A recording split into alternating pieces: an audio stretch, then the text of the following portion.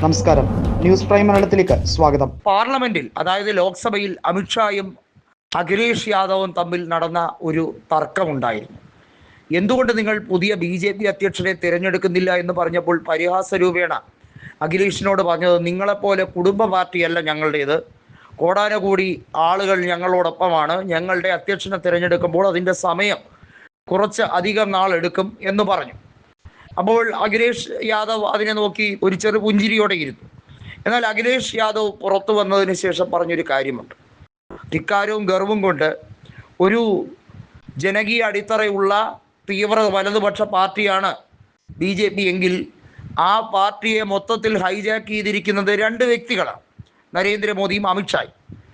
എന്നാൽ ഇപ്പോൾ സൈബർ മീഡിയയിലൊക്കെ പറയുന്നത് നരേന്ദ്രമോദിയോ അല്ലെങ്കിൽ BJPയുടെ നേതാക്കളോ ആരും കുടുംബത്തെ പ്രോത്സാഹിപ്പിക്കാൻ അല്ലെങ്കിൽ കുടുംബ രാഷ്ട്രീയം പ്രോത്സാഹിപ്പിക്കാൻ വേണ്ടി ശ്രമിക്കില്ല. അങ്ങനെ പാർട്ടിയിലേക്ക് പ്രാധാന്യം കൊടുത്തുകൊണ്ട് കോൺഗ്രസിനെ പോലെയോ അല്ലെങ്കിൽ മറ്റിതര പാർട്ടികളെ പോലെയോ ഒന്നും കുടുംബവാഴ്ചയ്ക്ക് തയ്യാറാകുന്നില്ല എന്ന്. അവിടെയാണ് അഖിലേഷ് ഒരു വ്യക്തമായ കാര്യം പറഞ്ഞത്.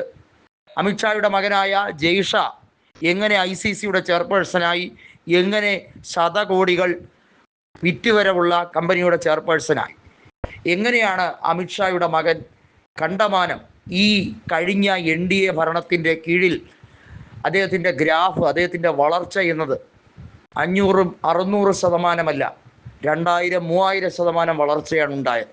എങ്ങനെ ഉണ്ടായി? ഇതിനെക്കുറിച്ച് കണക്കുകൾ ബോധിപ്പിക്കാൻ എന്തുകൊണ്ട് അമിത്ഷാ തയ്യാറാകുന്നില്ല? അതാണ് കൃത്യമായി അഖിലേഷ് യാദവ് ചോദിച്ചത്. മറ്റൊരു കാര്യം കൂടി അദ്ദേഹം ആവർത്തിച്ചു. ഇലക്ഷൻ എഞ്ചിനീയറിംഗ് എന്ന് ഓമന പേരിട്ട 2014 ഉത്തർപ്രദേശിൽ 80-71 സീറ്റ് നേടിയെടുത്ത അമിത്ഷാ 2024 അവിടെ BJP വലിയ ഗിമിക്സുകൾ കാണിച്ചിട്ട് 33 സീറ്റിലേക്കാണ് ഒതുങ്ങിയത്.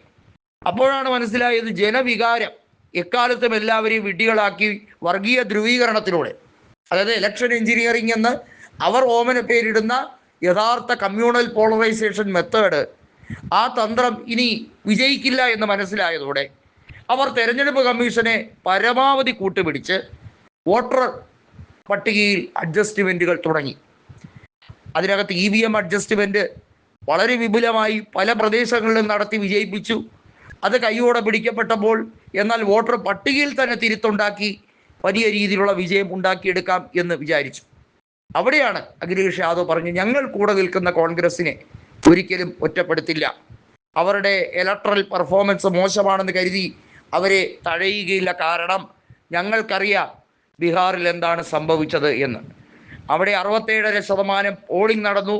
7.25 കോടി വോട്ടർമാർ അവിടെ ഉള്ളതിൽ 67% വോട്ടർമാർ പോൾ ചെയ്യുമ്പോൾ അവിടുത്തെ മൊത്തം പോളിംഗ് ഫിഗർ എങ്ങനെയാണ് 7,45,00,000 കടക്കുന്നത്? അതായത് 101% പോളിങ്ങിന് സമാനമായല്ലേ അവിടെ ജനങ്ങൾ ജനവിധിയിൽ പങ്കെടുത്തത്. എന്ത് ആഭാസത്തരവും കാണിക്കാമെന്നാണോ വിചാരിക്കുന്നതെന്ന് അഖിലേഷ് യാദവ് ചോദിക്കുകയാണ്. തെരഞ്ഞെടുപ്പ് കമ്മീഷനെ ചോദ്യം ചെയ്യാൻ സുപ്രീം കോടതിക്ക് അവകാശമില്ല പോലും, പിന്നെ ആർക്കാണ് അവകാശമെന്നാണ് അഖിലേഷ് യാദവ് ചോദിക്കുന്നത്. എന്നാൽ ഒരു കാലത്തും സത്യം ഉപേക്ഷിച്ച് തീവ്രവർഗീയ പാർട്ടിയെ പരാജയപ്പെടുത്താനുള്ള ശ്രമം ഞങ്ങൾ ഇത് തുടർന്നുകൊണ്ടേയിരിക്കുമെന്നാണ് അഖിലേഷ് ഉറപ്പിച്ചു പറഞ്ഞത്.